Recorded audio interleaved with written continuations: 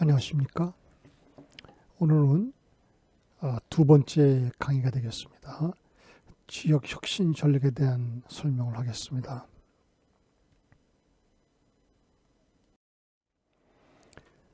지역 혁신 전략이라는 주제하에는 한 6가지 주제를 다루게 되겠는데요. 오늘은 그 첫 번째 시간에는 2개의 주제를 다루도록 하겠습니다. 지역 혁신 전략의 개념과 최근에 지역혁신 전략이 주목받는 이유, 그리고 지역혁신 체계의 이론적인 배경과 개념에 대한 얘기를 나누도록 하겠습니다.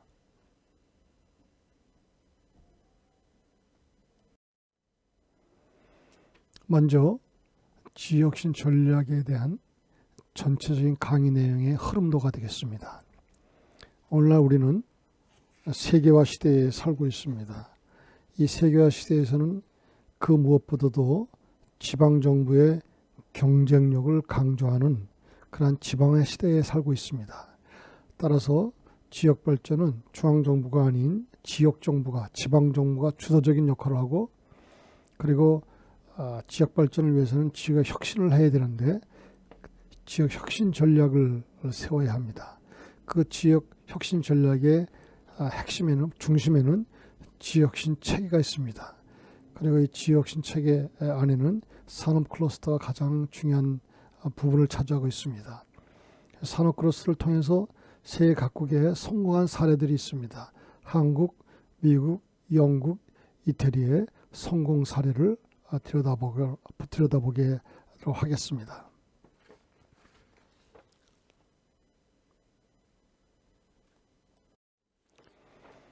먼저 지역혁신 전략의 의의가 되겠습니다. 세계화의 흐름은 지방정부의 경쟁력과 정체성을 강조하는 지방화를 강조합니다. 이 지방화 시대에는 중앙정부가 아닌 지방정부가 주도적인 역할을 하면서, 그리고 지역발전을 모색하는 과정에서 지역혁신 전략을 강조하게 됩니다. 그래서 학자들은 지역혁신 전략을 통해서 지역발전을 모색한다는 의미에서 지역혁신 전략에 대해서 많은 연구를 해왔습니다. 여기서는 첫 번째 시간에는 지역혁신 전략이 무엇이며 왜 최근에 지역혁신 전략에 주목을 받고 있는지, 지역혁신 전략에 대한 오해는 없었는지에 대해서 논의를 하도록 하겠습니다.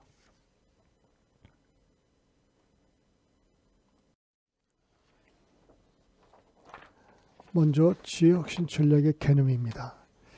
지역혁신 전략은 지역발전을 달성하기 위한 전략이 되겠습니다. 경제학자 슈음페터는 경제발전은 기업가의 혁신에 의해서 이루어진다고 하였습니다. 다시 말하면 기업가의 창조적인 파괴에 의해서 경제발전이 이루어진다고 주장하였습니다. 슈음페터가 얘기하는 기업가 혁신이라고 하는 것은 새로운 상품 개발, 새로운 생산의 공정, 새로운 판로의 개척, 그리고 원료의 새로운 공급원의 획득, 그리고 환경에 잘 적응할 수 있는 새로운 조직체계 등이 기업가의 혁신이 되고, 이러한 기업가 혁신을 통해서 경제발전이 이루어진다고 주장을 했습니다. 그러나 슈음페터의 이러한 주장은 주로 기업 활동 위주로 경제발전이 이루어진다고 얘기하는 것입니다. 그러나 기업활동은 사회, 정치, 문화 등과 매우 밀접한 관계를 갖고 있기 때문에 혁신을 기업활동 내로 한정할 필요는 없습니다.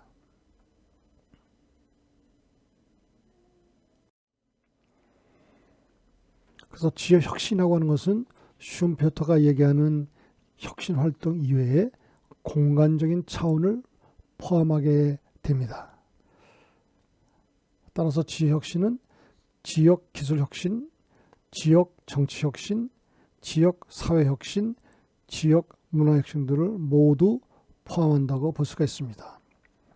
또한 이들 개별 부분의 혁신들은 다른 부분들의 혁신과도 연결이 됩니다.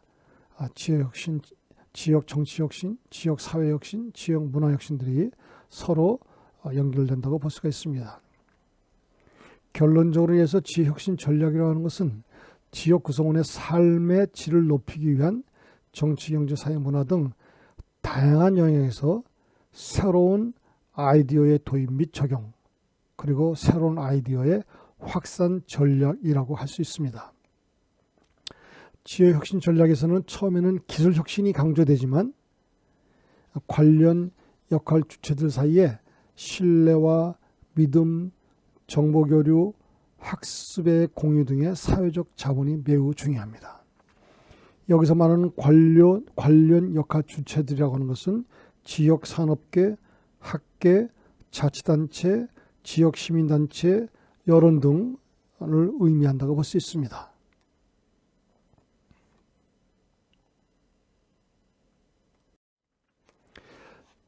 그렇다면 지역혁신 전략이 최근에 주목받는 이유는 무엇일까요? 그것은 세계화와 지방화라는 두 흐름과 매우 밀접한 관련이 있습니다. 세계화는 국경 없는 무한 경쟁을 촉발시켰습니다.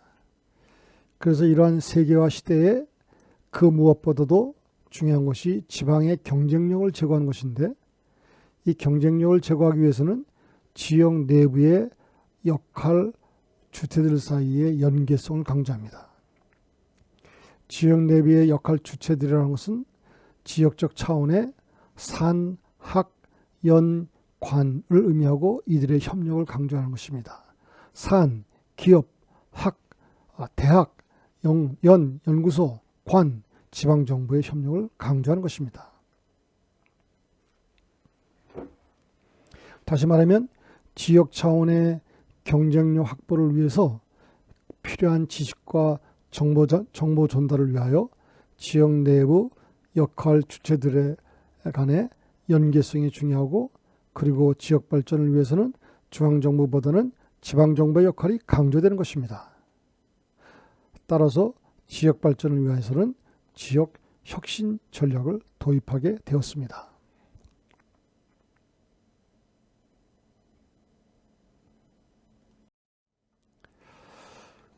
그러나 이러한 지역혁신 전략에 대한 오해가 있습니다. 첫 번째 오해는 지역혁신 전략과 지역기술혁신 전략을 동일시하는 경향이 있습니다.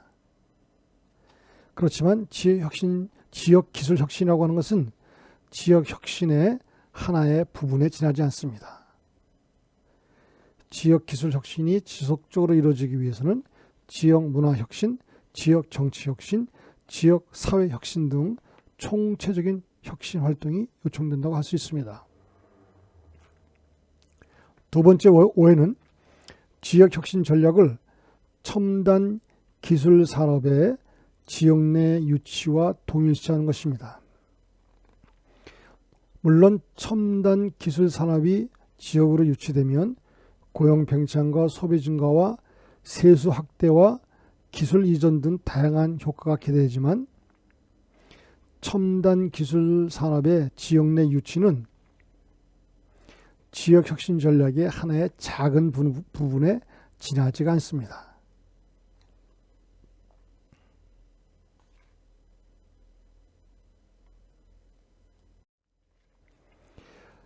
세 번째 오해는 지역혁신을 지역산업계의 일 또는 자치단체의 일로 간주하는 경향입니다. 지역혁신이 성공을 가져오기 위해서는 자치단체의 일로 간주하는 것이 아니라 지역산업계, 학계, 자치단체, 지역시민단체 등 다양한 역할 주체들 간의 네트워크와 신뢰와 상호 학습체계 확립 등이 필요합니다. 다시 말하면 지역 발전을 위해서는 지역 간 또는 지역 내의 산, 학, 연, 관 사이의 네트워크를 중심으로 한 지역 혁신 전략이 필요한 것입니다. 지역 산업계, 학계, 자치단체, 지역 시민단체 사이의 네트워크 형성, 그것도 이들 사이의 신뢰와 믿음, 그리고 이들 사이의 상호 학습체계 확립, 이것이 바로 지역혁신을 가져오는 것입니다. 지역혁신의 성공을 가져오는 것입니다.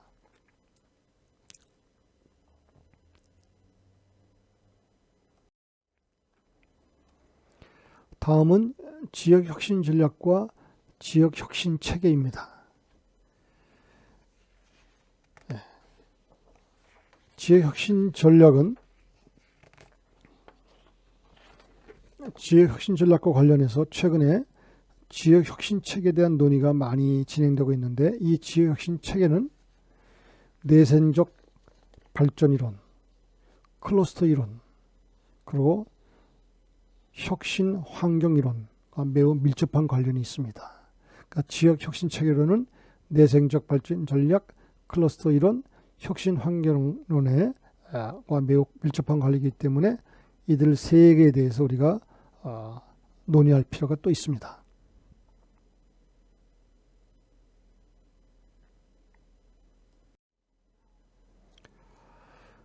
지역혁신 전략과 관련해서 최근에 지역혁신 체계에 대한 논의가 활발히 진행되고 있습니다. 지역혁신 체계로는 지역 단위의 내생적 발전 전략, 클러스터 이론, 혁신 환경 이론과 매우 밀접한 관련이 있기 때문에 여기에 대한 이해가 필요합니다.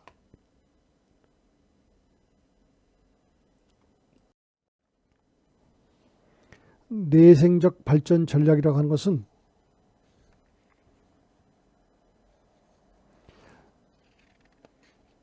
외부 세력이 지역 발전을 주도하는 것이 아니라 지역 자신이 지역 발전을 스스로 주도해야 한다는 것입니다. 내생적 발전 이론입니다.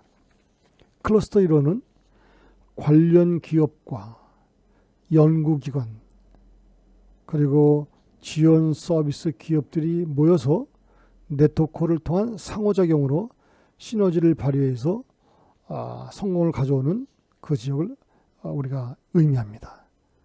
관련 기업은 경쟁기업, 중소기업, 벤처기업 모두 포함하고요. 연구기관으로는 대학과 연구소, 그리고 지원 서비스 기업에는 금융서비스, 법률서비스, 회계서비스, 보험서비스 등이 다 함께 모여서 네트워크를 향해서 상호작용으로 시너지 효과를 발현해서 그리고 그 지역을 발전시키는 것을 의미한다고 할 수 있습니다. 혁신 환경 이론이라는 것은 특정 지역 내의 경제 주체들 사이의 다양한 협력과 교류를 통한 학습 효과, 시너지 효과, 파생 효과가 나타나는 상황을 의미합니다. 지역 내에 다양한 경제 주체들이 있습니다. 이 경제 주체들 사이의 협력과 교류를 통해서 학습 효과, 시너지 효과, 파생 효과가 나타나는 상황을 의미한다고 할 수 있습니다. 이상 내생적 발전 전략과 클러스터 이론과 혁신 환경 이론이 지역 혁신 체계론에 영향을 주었다고 할 수 있습니다.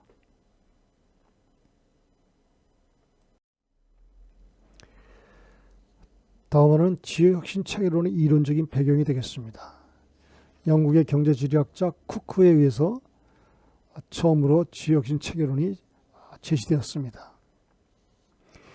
1980년대 초 경제학자들은 선진국에서는 대량 생산과 중화 공업이 쇠퇴한 반면에 미국의 실리콘밸리, 영국의 셰필드, 제3 이탈리아 등과 같은 신산업 지구들이 성공하였는데, 그렇다면 어떻게 해서 이러한 지역들을 성공으로 가져왔는지, 그 성공한 요인들을 바로 지역의 혁신 체계로부터 찾으려고 하였습니다.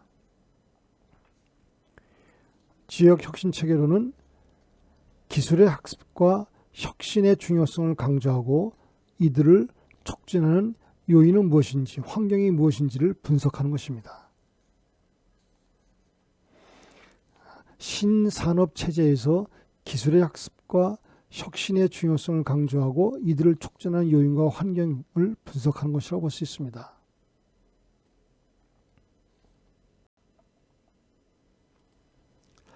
국가 혁신 체계론에 대해서는 여러 산업과 다수의 지역들로 구성된 집합체인 국가를 단위로 하나의 혁신 체계를 구축하는 것이었는데, 이러한 국가 혁신 체계론을 통해서 경제를 발전시키는 것은 다소 비현실적이라는 비판이 있었습니다.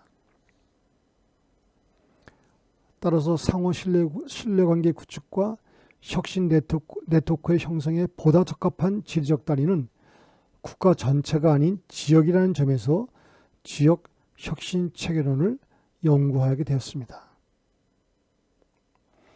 지역 혁신 체계론은 국가 혁신 체계론을 단순히 지역 수준에서 재구성한 것이라기보다는 여기에다 혁신 환경론을 결합한 이론이라고 볼 수 있습니다.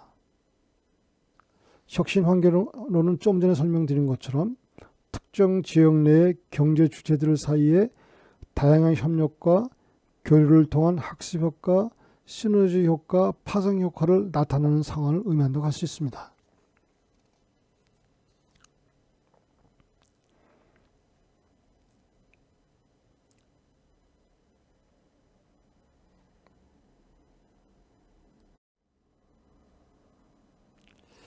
다음으로는 지역 혁신 체계의 개념입니다. Regional Innovation System의 개념이 되겠습니다. 이 그림을 볼 것 같으면 지역 혁신을 통해서 지역 발전을 가져온다는 것이죠. 근데 바로 이 지역 혁신은 지역 혁신 체계를 통해서 지역 혁신을 가져온다고 하는 것입니다. 그렇다면은 왼쪽에 나와 있는 지역혁신 체계에는 무엇을 의미하는 것일까요? 먼저 지역혁신 체계 안에는 여러 혁신 주체들이 있습니다. 지역의 기업과 대학과 연구소, 자치단체, 시민단체, 언론 등 지역 내 혁신 주체들이 있습니다. 이 지역 내 혁신 주체들 사이에는 신뢰와 믿음이 있어야 됩니다. 그리고 신뢰와 믿음을 통해서 이 주체들 사이에 협력적인 학습 활동이 이루어지게 됩니다. 그런 것을 통해서 연구 개발과 신제품 생산하고 그리고 규제, 제도를 개혁하게 됩니다. 동시에 지역혁신 체제는 개방체제론적인 이론에 입각해서 환경으로부터 영향을 받게 됩니다. 세계화라는 환경, 중앙정부로부터 그리고 다른 지역 혁신체계로부터 영향을 주고받는 상호작용의 관계가 있다고 볼 수 있습니다. 세계화 시대, 제4차 산업혁명 시대, 당연히 지역혁신체계는 영향을 주고받게 되고요. 중앙정부로부터 재정적인 지원 등 영향을 주고받게 되고요. 그리고 다른 지역의 혁신체제가 있습니다. 다른 지역의 혁신체제와 특정 지역의 혁신체제에는 또 영향을 주고받는 그런 개방체제론적 이론에 입각해 있다고 볼 수 있습니다. 따라서 지역혁신체계는 지역혁신을 가져오고 그리고 지역혁신을 통해서 지역 발전을 가져온다고 볼 수가 있습니다.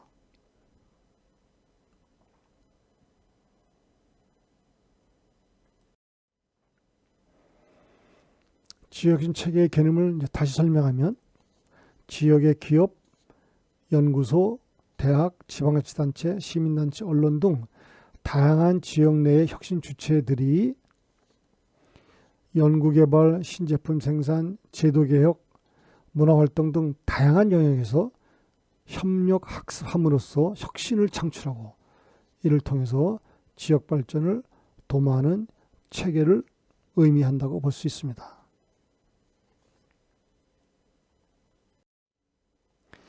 지역혁신 체계는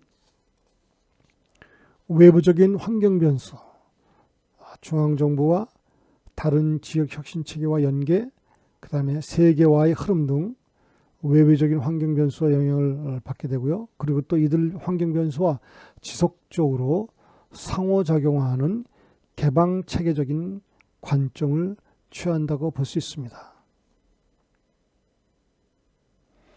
또한 세계 각국은 지역 혁신 사례, 성공적인 지역 혁신 사례들을 통해서 지역 혁신 체제 구축을 통해 미래의 새로운 성장 동력을 창출하고 있습니다.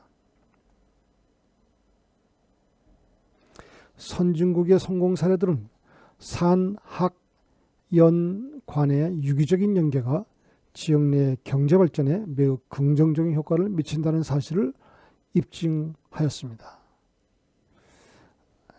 본 강의 마지막에 선중기의 성공 사례들을 우리가 공부할 것입니다. 영국, 미국, 이탈리아 등 몇 개국의 선중기의 성공 사례를 연구하게 될 텐데요. 이 성공적인 사례를 볼 것 같으면 지역 혁신 체계를 통해서, 다시 말하면 산학 연관의 유기적인 연계를 통해서 지역 발전을 가져온다는 것을 우리가 알 수가 있습니다. 또한 오늘날 세계 선진국들은 세계화 시대를 맞이해서 지역 혁신 체계를 구축하고 이를 통해서 혁신 클러스터를 조성하기 위한 노력을 하고 있습니다. 이 강의 후미에 가면 지역 혁신 체계와 클러스터의 관계를 우리가 공부를 하게 되겠습니다.